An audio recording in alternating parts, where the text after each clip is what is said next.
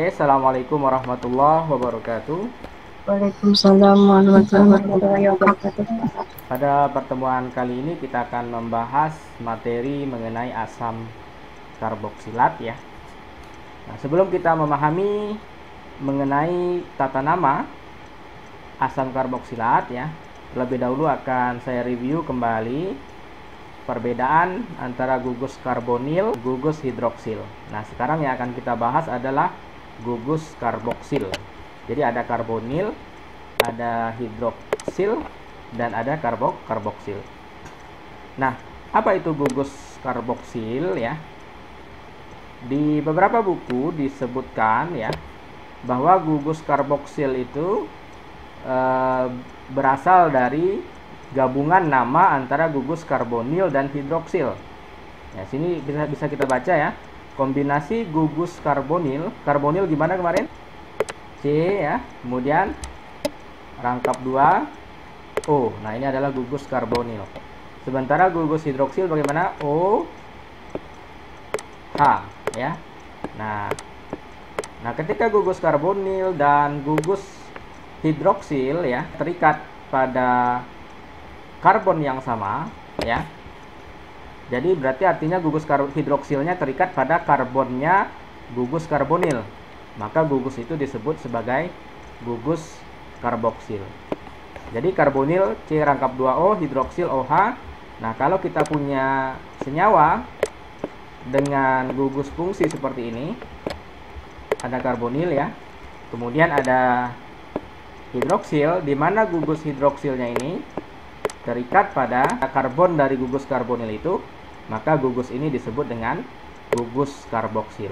Nah, jadi kalau karbonil itu CO ya, hidroksil OH, kalau karboksil itu COOH. Nah, senyawa yang mengandung gugus karboksil ini itu dikelompokkan menjadi senyawa yang berbeda ya, bukan lagi aldehid dan keton. Kemarin kita belajar pada aldehid ada gugus karbonil, ya kan? Pada keton ada gugus karbonil. Pada alkohol ada gugus hidroksil, ada gugus OH. Nah, senyawa yang mengandung gugus karboksil atau COOH ini kita kelompokkan ke dalam kelompok yang lain ya, yaitu kita sebut sebagai asam karboksilat. Nah, sesuai dengan namanya asam karboksilat ya, maka kita bisa tahu dia bersifat asam. Nah, jadi kesimpulannya ini adalah gugus karboksil. Kemudian ketika kita punya senyawa ya yang mengandung gugus karboksil, maka kita sebut sebagai asam karboksilat. Nah, jadi senyawa yang mengandung gugus karboksil itu disebut asam karboksilat. Nah, ketika kita jabarkan, penulisan strukturnya akan tampak seperti ini, RCOOH ya. Namun ketika kita gambarkan dalam bentuk struktur termampatkan atau struktur terkondensasi ya, maka asam karboksilat itu saudara bisa temukan di beberapa buku atau di beberapa artikel ya. Gugus COOH-nya dituliskan seperti ini ya. Ada yang menuliskan RCOOH tanpa dijabarkan ikatannya, ada juga yang menuliskan RCO2H. Nah, kenapa disebut CO2H? Dikarenakan ada 2 oksigen di situ sehingga disingkat menjadi RCO2H. Nah, jadi saya berharap dalam bentuk apapun dituliskan nantinya saudara bisa mengenal, oh bahwa ini adalah asam karboksilat. Tahu dari mana dia asam karboksilat? Karena mengandung gugus karboksil. Nah, penulisan karboksil tidak harus selalu dijabarkan ikatannya, bisa jadi seperti ini atau seperti ini. Nah, ini harus dipahami. Nah, kenapa kita perlu membahas senyawa asam karboksilat ini ya? Senyawa asam karboksilat dan turunannya itu terlibat dalam banyak proses industri ya. Jadi sangat banyak sekali keterlibatannya di dalam proses industri. Baik itu industri yang berhubungan dengan makanan ya, ataupun yang paling penting itu yang akan kita bahas adalah nantinya industri yang berhubungan dengan farmasi. Nah, tadi kita sudah mengenal mengenai apa yang disebut dengan gugus karboksil dan apa yang disebut dengan senyawa asam karboksilat ya. Nah, di sini saya jabarkan kembali ya pemahaman strukturnya, baru nanti kita akan mulai membahas mengenai tata nama. Nah, coba perhatikan RCOOH ya. Tadi kita sudah bahas COOH itu adalah gugus karboksil. pada asam karboksilat ya, R-nya ini bisa H ya. Jadi bisa atom H, bisa alkil. Alkil itu misalkan metil ataukah etil ya, propil dan lain sebagainya. Bisa juga aril, misalkan fenil ya, atau naftil dan lain sebagainya. Nah, dengan demikian ketika kita ganti R-nya menjadi H, saya tuliskan di sebelah kiri ya. R-nya saya ganti menjadi H. Maka ketika saudara ditanya apakah senyawa ini merupakan senyawa asam karboksilat, maka jawabannya adalah iya ya. Nah, jadi ini adalah asam karboksilat karena dia mengandung gugus karboksil. R-nya adalah atom H. Jadi asam karboksilat yang paling sederhana ya, itu memiliki rumus struktur HCOOH. Nah, artinya asam karboksilat yang paling sederhana pada strukturnya terdiri dari satu karbon ya. Saudara bisa perhatikan satu karbon yang di tengah itu ya. Nah, kalau dia terdiri dari satu karbon, berarti kalau dia alkana kan metana ya. Nah, kira-kira kalau dia jadi asam karboksilat, nah namanya apa tuh? Ada yang bisa jawab? Mungkin pernah dengar? Iya, Kak. Ya. Iya, Pak. Ya, silakan. Jadinya asam metanoat, Pak. Ya, jadi metana menjadi metanoat ya. Nah, perhatikan tuh perbedaannya dengan alkana ya. Metana menjadi metanoat. Bedanya di ujung aja, A-nya diubah menjadi OAT dan di depannya dikasih kata asam ya. Diberikan awalan asam. Sehingga senyawa asam karboksilat yang paling sederhana strukturnya terdiri dari satu karbon, itu adalah asam metanoat. Nah, jadi penamaan IUPAC untuk asam karboksilat adalah asam alkanoat ya. Diturunkan dari nama alkananya juga ya. Jadi alkana jadi alkanoat, metana metanoat, etana etanoat, propana menjadi propanoat. Jangan lupa di depannya ada asam. Nah, ketika R pada gugus asam karboksilat yang ada di slide ini saya gantikan misalkan dengan CH3 ya. Maka strukturnya kan menjadi seperti ini ya, CH3 COOH.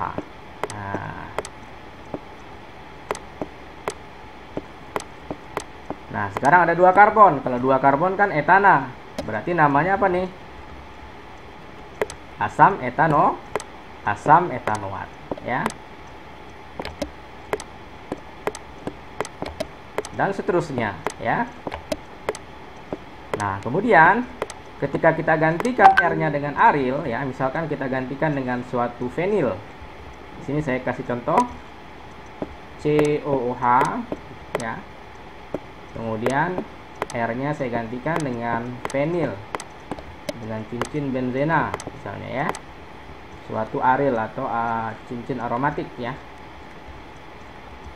Nah, maka namanya ini adalah, ada yang pernah dengar namanya sebelumnya?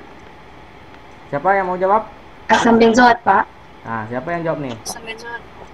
Yurika, Pak. Yurika. Ya, namanya asam benzoat ya. Oke.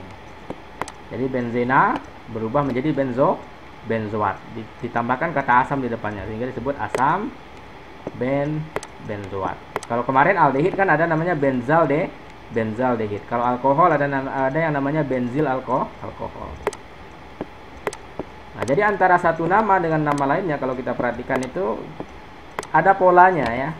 Nah, tinggal kita lihat bagaimana perubahannya ya. Misalkan benzil alkohol berubah menjadi benzaldehid kalau dia ada gugus karbonil aldehid. Kemudian kalau dia benzinanya terikat dengan gugus karboksil, maka diberi nama asam benzoat. Jadi R-nya tadi bisa atom hidrogen, bisa gugus alkil ya, atau bisa juga gugus aril. Tadi yang jawab ada Nadia ya. Kemudian Yurika. Oke.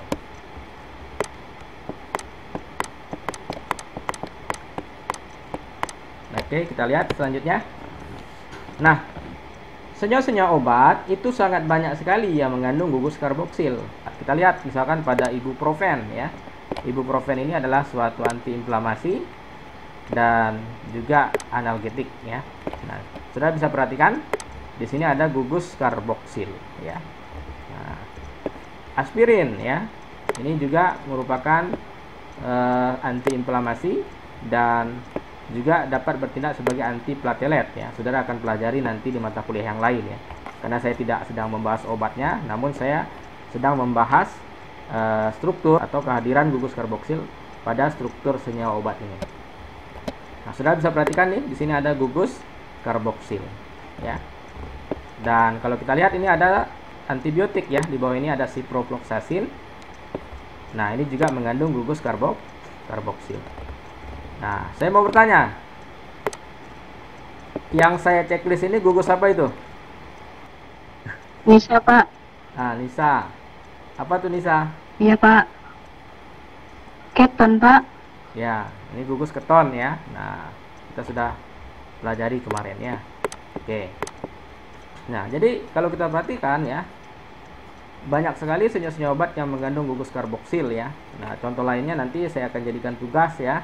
Saudara harus mencarinya, kemudian nanti menggambarkan strukturnya menggunakan aplikasi ChemDraw. Mengenai cara penggunaan aplikasi ChemDraw, akan saya berikan juga contoh videonya ya, tutorialnya, supaya saudara bisa menggambarkan struktur ini dengan baik dan benar. Nah, jenis-jenis asam karboksilat berdasarkan substituen yang terikat pada gugus karboksilnya ya.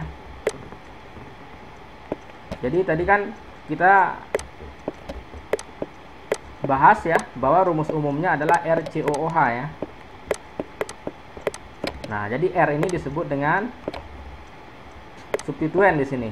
Nah, berdasarkan jenis R-nya ya, maka asam karboksilat dapat dikelompokkan menjadi asam alifatik. Contohnya apa tuh?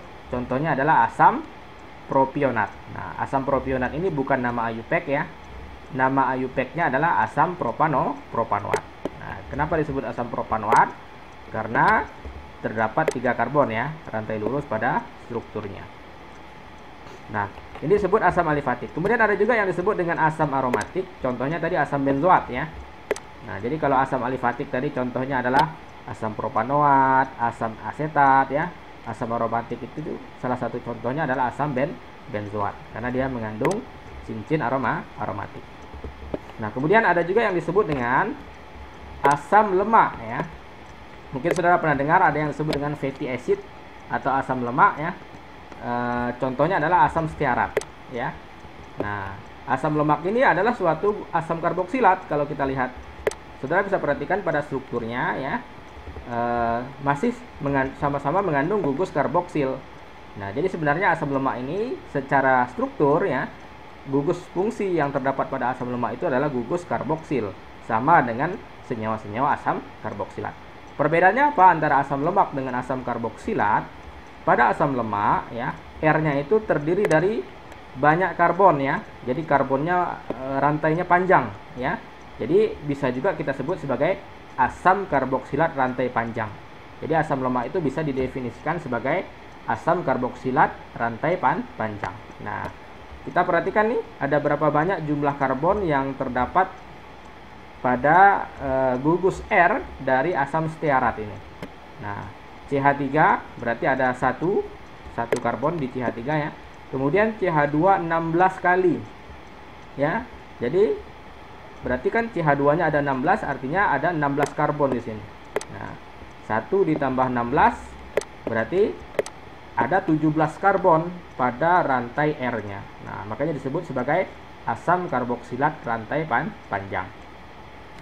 Nah, belum ditambah lagi dengan karbon yang ada di gugus karboksilnya ya. Kalau ditambah dengan karbon yang ada di gugus karboksilnya, maka kalau ditanya berapa jumlah karbon keseluruhan pada struktur asam stearat, maka berjumlah 18. 1 ditambah 16 ditambah 1 ya.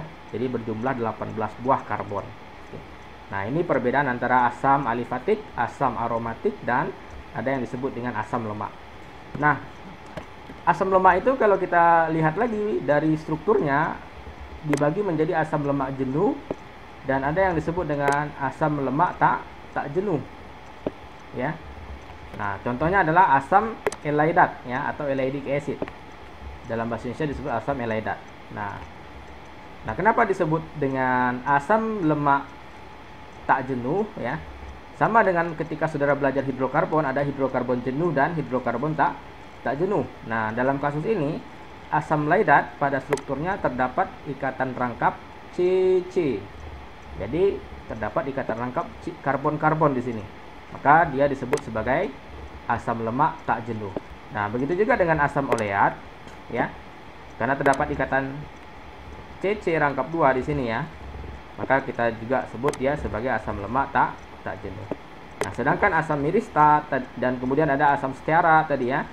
Karena pada strukturnya tidak terdapat ikatan rangkap 2 karbon-karbon ya, maka dia kita kelompokkan ke dalam asam lemak jenuh. Nah, ini perbedaan antara asam lemak jenuh dan tak jenuh. Nah, asam lemak tak jenuh ini kalau kita kaji lagi dari strukturnya, misalkan antara asam elahidat dan asam oleat ya. Kalau kita perhatikan baik-baik, meskipun sama-sama tak jenuh ya, kedua asam ini memiliki konfigurasi yang berbeda. Kemarin mungkin sudah dipelajari mengenai cis dan tran ketika belajar alkena. Ada dipelajari? Halo? Ada, Pak. Nah, Ada, Pak. sekarang siapa yang bisa menyimpulkan? Sebutkan namanya. Yang di atas cis atau tran, yang di bawah apa? Streaming, Pak. Silakan. Yang atas itu trans ya, Pak. Yang bawah itu cis. Ya, betul ya. Jadi yang di atas ini adalah trans ya. Nah, jadi kalau kita perhatikan karbon yang di kiri, karbon rangkap yang di kiri, alkilnya kan udah ke atas tuh, maka hidrogennya kita gambarkan ke bawah. Karbon yang di kanan, alkilnya ke bawah, maka hidrogennya kita gambarkan ke atas ya. Nah, jadi atom hidrogennya nih terletak pada sisi yang berbeda. Maka kita sebut dia trans ya. Nah, kemudian yang di bawah ini disebut cis ya. Kenapa? Karena kalau kita perhatikan karbon yang di kiri, karbon alkena yang di kiri, alkilnya ke bawah, maka jadi hidrogennya ke atas ya. Nah, kemudian yang di kanan, karbon alkena yang di kanan, alkilnya juga ke bawah ya, maka hidrogennya di atas. Jadi hidrogennya terikat pada sisi yang sama ya, sama-sama di atas. Alkilnya juga ya. Nah, sehingga kita sebut dengan cis ya. Nah, jadi cis dan tran tidak hanya kita berikan untuk struktur alkena ya. Asam karboksilat ketika pada gugus R-nya terdapat ikatan rangkap CC ya, ikatan rangkap 2 CC, maka juga bisa memungkinkan dalam bentuk trans ya, bisa juga dia dalam bentuk cis. Nah, pernah dengar asam lemak trans? TFA, trans fatty acid. Nah, kalau belum nanti di searching ya di Google, ada yang disebut dengan TFA, trans fatty acid ya. Nah, ada apa dengan trans fatty acid ini sehingga kita perlu bahas ya. Nah, sehingga kita di kuliah kimia organik dasar ini kita kenalkan. Nah, ini loh struktur dari trans fatty acid contohnya. Dan yang di bawah adalah struktur dari cis fatty acid. Ya, nah ini adalah keduanya adalah asam lemak tak jenuh, sementara asam miristat tadi adalah asam lemak jenuh. Nah, kita masuk ke tata nama asam karboksilat ya. Tadi sebenarnya kita sudah masuk tata nama juga ya, tapi saya lebih menekankan tadi penjelasannya mengenai strukturnya terlebih dahulu. Jadi kita kenal dulu dengan strukturnya ya, baru kita belajar tata namanya. Nah, sebagaimana yang sudah dibahas tadi, bahwa tata nama alkohol itu kemarin alkanol sehingga metana menjadi metanol. Aldehid itu alkanal sehingga metana menjadi metanal. Keton tidak ada senyawa keton yang terdiri dari 1 karbon. Minimal harus 3 karbon. Nah, ini juga sudah kita bahas kemarin. Kenapa bisa begitu? Karena pada keton harus ada 2 alkil yang terikat pada gugus karbonil. Artinya kalau di sini ada gugus karbonil, di kiri harus ada alkil minimal metil ya. Alkil yang paling kecil kan metil. Di kanan juga harus ada gugus karbonil.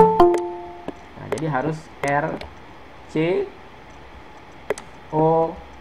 R aksen. Nah, maka kalau kita perhatikan keton yang paling sederhana itu pada strukturnya terdiri dari 3 buah karbon. Perbedaannya dengan aldehid, pada aldehid sama-sama mengandung gugus karbonil, namun kan karena kiri kanan hidrogen, Maka aldehid yang sederhana itu terdiri dari 1 karbon, ya. Ini kita sebut dengan apa? Metanal. Nah, sementara keton yang paling sederhana minimal harus terdiri dari 3 buah karbon. Nah, bagaimana dengan asam karboksilat? Asam karboksilat tadi kita sudah bahas.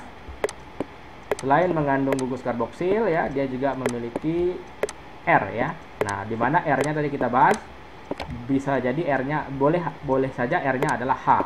Nah, oleh karena itu kalau kita perhatikan dari strukturnya, maka kita dapat simpulkan asam karboksilat yang paling sederhana itu juga terdiri dari satu karbon.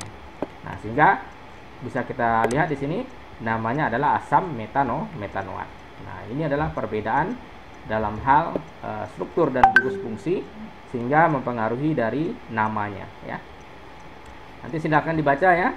Dibiasakan menyebut ini asam metanoat, asam etanoat, asam propanoat, asam butanoat, dan seterusnya sampai asam dekanoat.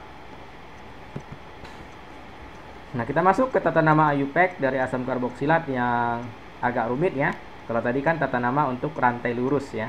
Contohnya ini adalah asam propanoat, ya. Ini adalah rantai lurus. Kenapa dikasih nama asam propanoat? Karena pada rantai induknya terdiri dari 3 karbon dan tidak ada cabang apapun, ya. Jadi disebut asam propanoat. Nah, kemudian senyawa yang kedua disebut sebagai 4-metil pentanoic acid atau asam 4-metil pentanoat. Jadi dalam bahasa Inggris ujungnya oic, ya, etanoic, ya. Tapi dalam bahasa Indonesia oic itu diubah menjadi at. Jadi asam 4-metil pentanoat, ya, asam asetat, asam etanoat, asam metanoat.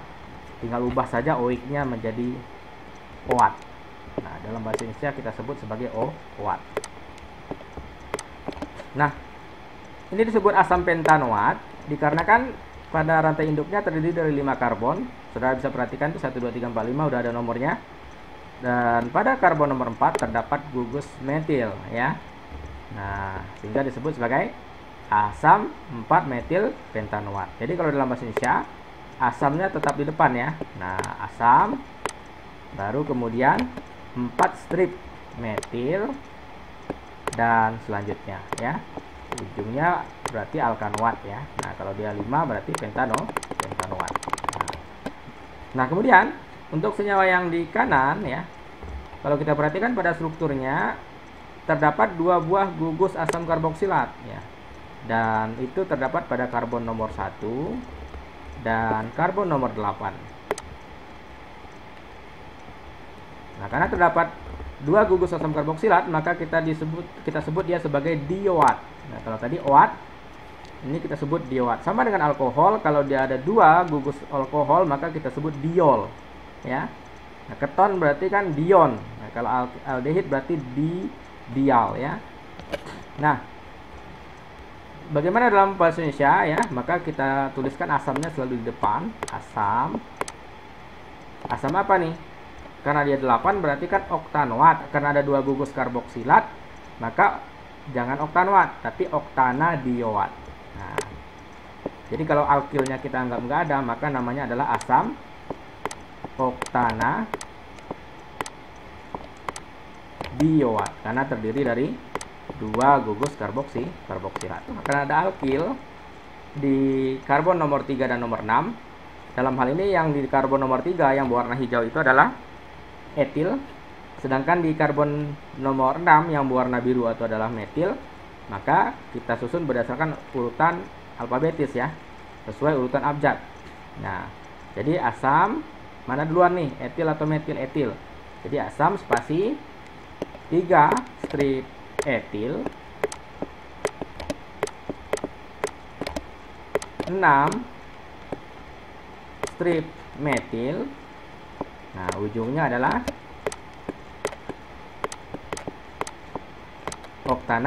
oktanadioat. Nah, selanjutnya untuk yang di bawah ini siklopen 1-ena karboksilik acid. Nah, jadi untuk penamaan asam karboksilat di mana gugus karboksilnya terikat pada suatu cincin, misal kita punya struktur seperti ini. Ada cincin 5. Kemudian ada gugus karboksilat di sini. Nah, saudara perhatikan nih, ada yang menuliskan COOH seperti ini, dan perhatikan di gugus karboksilat yang sekarang ada yang menuliskan CO2H. Nah, jadi harus paham bentuk-bentuk struktur COOH itu kadang-kadang dijabarkan, kadang-kadang tidak dijabarkan ya. Kadang hanya dituliskan COOH tanpa ikatan, kadang dituliskan CO2H. Nah, senyawa yang saya gambarkan dengan tinta warna merah di sebelah kiri bawah ini, itu kalau kita tulis namanya dalam bahasa Indonesia, kita sebut sebagai asam siklopentana karboksilat. Nah, jadi gugus karboksilatnya dibuat terpisah. Siklopentana karboksilat. Ini gugus karboksil. Nah, kemudian karena terikat di suatu cincin siklopentana, maka kita sebutkan siklopentana karboksilat. Di depannya jangan lupa ada kata asam, ya. Nah, senyawa yang di kanan ini kan juga sama tuh, tapi bedanya pada cincinnya terdapat ikatan rangkap. Kalau pada cincinnya terdapat ikatan rangkap, maka kan namanya dari siklopentana berubah menjadi siklopentena. Nah, nih anggap aja satunya dihapus, kan jadinya siklopentena. Tulisannya pentene. Dalam bahasa Indonesia disebut siklopentena. Nah, sekarang ikatan rangkapnya terikat pada karbon nomor berapa? Nomor 1 ya. Nah, jadi karbon yang terikat dengan gugus karboksil di sini kita tuliskan sebagai nomor 1 ya, kita beri nomor 1. Nah, sehingga menjadi siklopen 1-ena ya. Siklopen 1-ena terikat dengan gugus karboksil sehingga diberi nama asam siklopen 1-ena karboksilat. Nah, ini beberapa contoh untuk tata nama asam karboksilat. Jadi ada yang disebut dengan IUPAC names, ada yang disebut dengan common names. Kalau pada IUPAC names, penomoran kerangka karbon ya, asam karboksilat itu diberi nomor 1, 2, 3, 4 dan seterusnya seperti ini. Nah, pada common name penomoran itu kita beri nama dengan simbol alfa, beta, gamma, delta, epsilon dan seterusnya. Di mana perbedaannya apa dengan IUPAC name? Penomoran nomor 1 pada IUPAC name itu pada karbon yang ada di gugus karboksilnya. Jadi karbon karboksil ini diberi nomor 1 mulai dari sini. Namun pada common name, penomoran karbon alfa dimulai dari karbon yang terikat pada gugus karboksil. Jadi kalau saudara perhatikan gugus karboksil ini yang di sebelah kanan, nah dia mengikat karbon di sebelah kiri. Nah, karbon yang terikat langsung dengan karboksil itu diberi simbol alfa. Nah, jadi ini perbedaan antara penomoran pada IUPAC name dan common name. Urutannya tinggal dihafal saja, alfa, beta, gamma, delta, epsilon ya.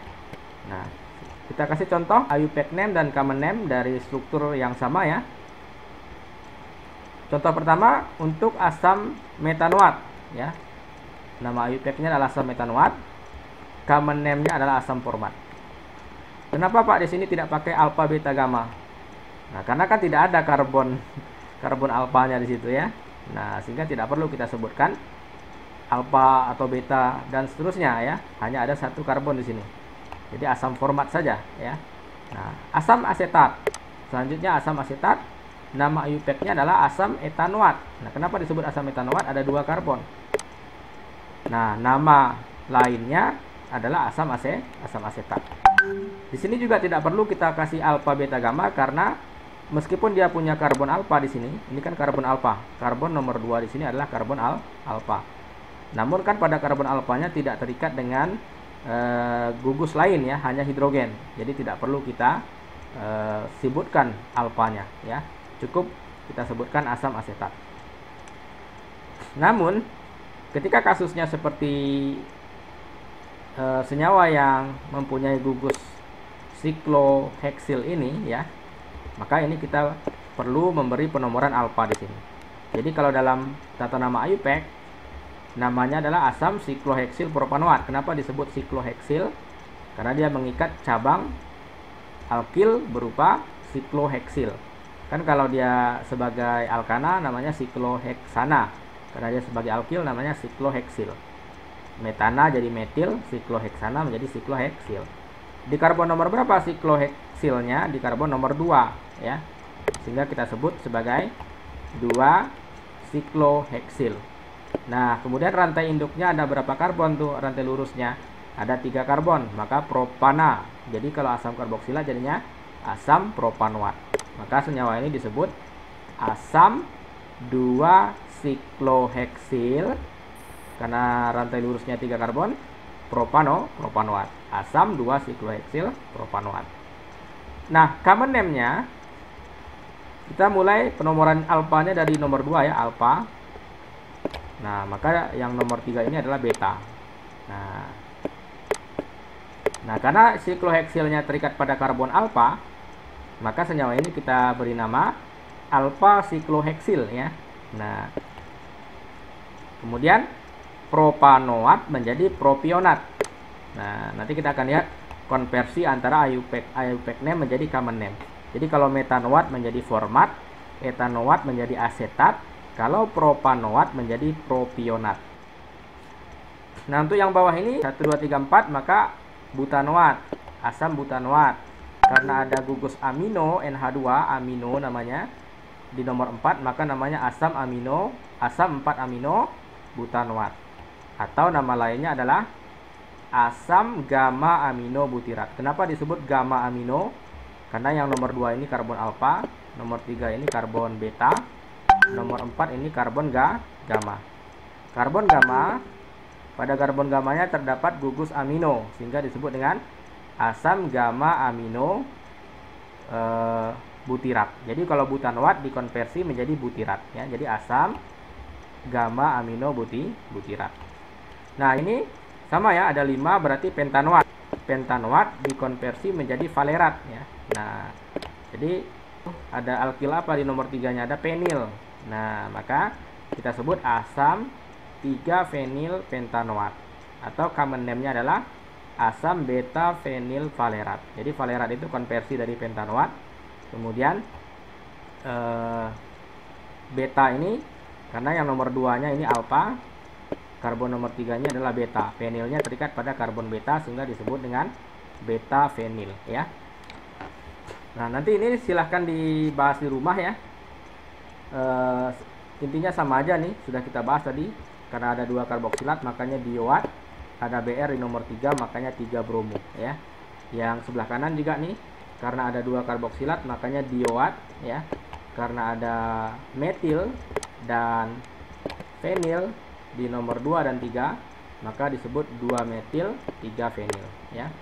Pentana karena ada 5 karbon rantai induknya. Nah, yang di bawah nih pelajari lagi nih, ada alfa, beta ya. Maka namanya asam beta bromo adipat ya. Nah, kalau mengenai tata nama common name ini ya, memang kita harus hafal ya. Nah, ini untuk asam-asam aromatik ya, tidak hanya asam benzoat ya. Tadi kita sudah bahas asam benzoat di awal. Ada yang namanya asam 4 amino atau para amino benzoat. Jadi asam para amino. Kenapa disebut para nih? Simbolkan dengan P kecil itu miring. Karena kita lihat nih antara gugus karboksil dan gugus aminonya terikat pada posisi 1,4. Nah, saudara sudah pelajari ini adalah posisi para ya. Kalau 1,3 kemarin meta, kalau 1,2 orto. Nah, kemudian ada yang disebut asam ortohidroksibenzoat. Nah, kenapa disebut asam ortohidroksibenzoat? Karena antara gugus karboksil dengan gugus OH-nya posisinya adalah 1,2. Nah, maka 1,2 disebut dengan orto. Nah, asam ortohidroksibenzoat atau asam 2-hidroksibenzoat ini ya, kita lebih sering sebut dia sebagai asam salisilat ya. Nah, jadi nama dagang ini memang harus diingat ya. Kadang-kadang memang berbeda jauh dengan nama IUPAC-nya. Nah, kemudian ada yang disebut dengan asam parametil benzoat ya. Nah, kenapa disebut asam parametil? Nah, sama nih 1,4 ya. Ada metil di posisi para ya, 1,4. Nah, kemudian disebut sebagai asam paratoluat. Nah, kenapa disebut toluat? Karena mungkin saudara sudah belajar nih, ada yang namanya toluen ya. Jadi kalau ada benzena kemudian terikat dengan satu gugus metil, itu disebut dengan metil benzena. Nama dagangnya adalah toluen. Maka di sini kita sebut sebagai toluat ya. Jadi toluena jadi toluat, benzena menjadi benzoat ya. Nah, jadi karena posisinya para disebut asam paratoluat. Nah, kemudian ada disebut juga asam naftoat ya. Kenapa? Ini kan cincin naftalen ya. Nah, jadi senyawa aromatik itu tidak hanya benzena, tapi ada juga yang terdiri dari 2 cincin aromatik ya. Contohnya naftalen. Ada nanti antrasen ya, fenantren dan lain sebagainya. Mungkin sudah dipelajari di bagian hidrokarbon aromatik. Nah, bagaimana kalau pada suatu gugus benzena terdapat 2 buah gugus karboksilat? Maka saudara bisa baca di sini asam 1,3 benzena dikarboksilat. Nah, jadi bisa kita tuliskan seperti itu ya. Nah, kemudian ada yang disebut dengan asam sinamat ya. Ada juga yang disebut dengan asam kafeat ya. Ini akan dibahas nanti di bab lain ya, di mata kuliah kimia bahan alam di semester berikutnya, apakah semester 4 atau 5. Jadi ada senyawa-senyawa asam aromatik ini yang dihasilkan oleh alam, tapi nanti namanya bukan asam karboksilat lagi. Nanti banyak senyawa-senyawa bahan alam itu, ada yang namanya fenolik, ada senyawa flavonoid ya, ada senyawa lignan dan lain sebagainya. Nah, jadi alam, tumbuh-tumbuhan misalnya bisa memproduksi berbagai macam senyawa kimia juga. Makanya ada nama mata kuliahnya nanti kimia bahan alam. Jadi senyawa-senyawa ini jangan saudara pikirkan hanya dapat dibuat melalui reaksi kimia atau sintesis di laboratorium. Tidak ya. Banyak juga senyawa-senyawa kimia yang dihasilkan oleh tumbuhan dan ternyata berkhasiat ataupun berpotensi sebagai obat. Sehingga kita bisa eksplorasi tumbuhan ya untuk menemukan senyawa-senyawa aktif tertentu yang terdapat di dalam tumbuhan. Nah, jadi ini beberapa contoh asam aromatik, nanti sisanya dibahas di rumah. Nah, ini yang mau saya tunjukkan ya. Jadi ada saya sebut istilah format ya. Nah, jadi kalau karbonnya 1 itu kan asam metanoat. Nama lainnya adalah asam format. Kalau karbonnya 2, CH3C. Nah, kan 2 karbonnya. Maka nama IUPAC-nya asam etanoat ya. Nama lainnya adalah asam asetat. Kalau karbonnya 3, propanoat, nama lainnya propionat. Kalau karbonnya 4, nama IUPAC-nya asam butanoat, nama lainnya asam butirat. Nah, dan lain-lainnya nanti ini untuk asam yang mengandung 2 gugus karboksilat. Saudara bisa baca ada oksalat, ada malonat ya, suksinat, glutarat, termasuk adipat tadi yang kita bahas ya. Nah, jadi ada penamaan seperti ini ya, tidak hanya penamaan IUPAC. Nah, kemudian ada yang disebut gugus asil, sebagaimana tadi ada saya contohkan asetil ya. Nah, jadi ada yang disebut dengan gugus asil, ada alkil, ada asil. Apa bedanya alkil dengan asil? Kalau alkil tidak punya gugus karbonil. Kalau asil ada gugus karbonil di sini. Nah, R, CO. Kalau R-nya, C-nya ada 2 karbon, ya, misalkan 1 di sini, sini 1 lagi 2 karbon, maka kita sebut dia etanoil. Etana kan jadi etanoil atau asetil. Nah, kalau hanya ada 1 karbon berarti formil, 2 karbon, asetil, 3 karbon, propionil, ada butiril dan seterusnya. Nanti silakan dibahas.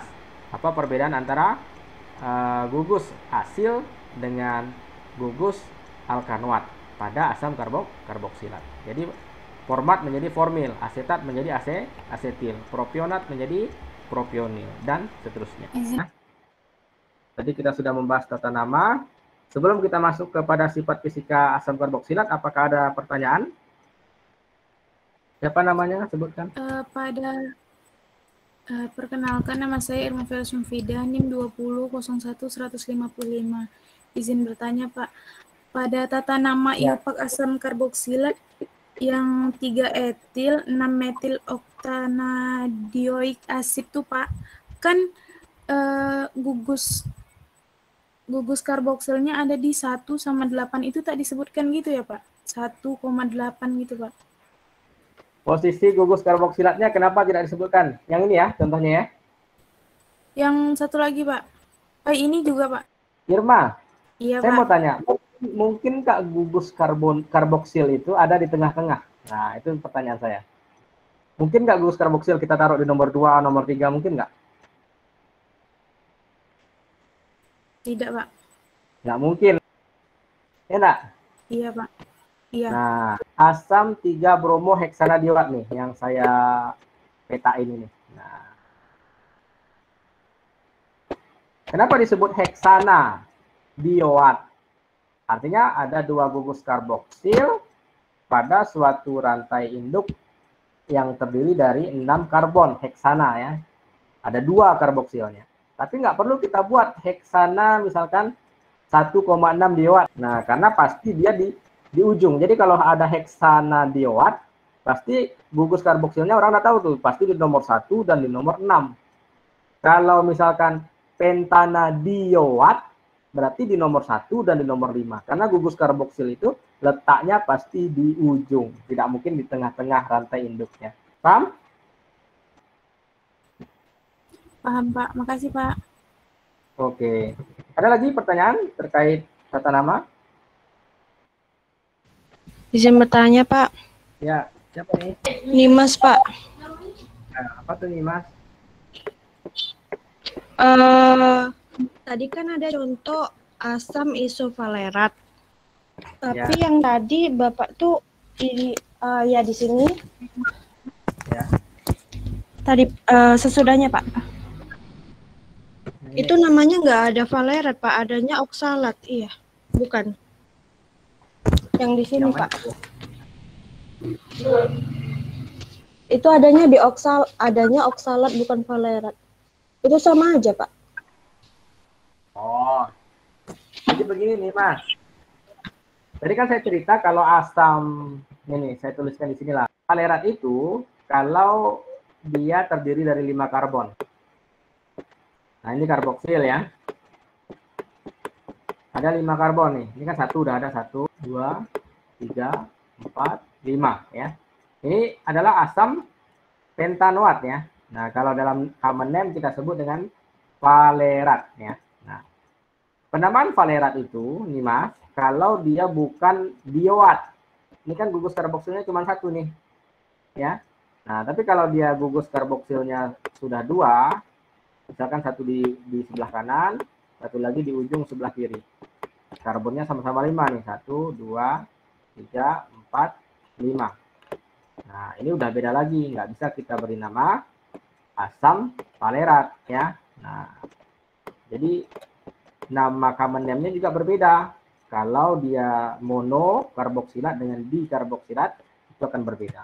Nah, kita bisa lihat di tabel ini kalau karbonnya 5 ada nggak dibuatnya nih. Ini berapa nih? 1, 2, 3, 4, 5 nih ya. Nah, ini kan 5 nih karbonnya, tapi karena dia dikarboksilat ada 2 gugus karboksilat atau dioat ya. Maka namanya asam glutarat. Bukan lagi asam valerat. Paham? Ini Mas? Paham, Pak. Makasih, Pak. Nah, ini tadi asam glutarat ya namanya. Asam glutarat. Jadi memang common name ini agak unik ya. Susah saat tidak ada polanya, tetapi biasanya yang ditanya di ujian itu adalah IUPAC name. Untuk common name paling beberapa karbon aja yang harus tahu, yang saya sebutkan tadi. Jadi ada asam format, ada asam asetat, ada asam propionat ya, kemudian butirat, ada valerat ya, kemudian ada oksalat ya. Tidaknya itu. Link quiz mau saya berikan di mana nih? Di grup atau di chatmate? Di grup aja, Pak. Oke, kalau di grup berarti perkuliahan hari ini kita tutup dulu. Lebih dan kurang saya mohon maaf. Wabillahi taufik wal hidayah. Assalamualaikum warahmatullahi wabarakatuh. Waalaikumsalam warahmatullahi wabarakatuh. Terima kasih, Pak.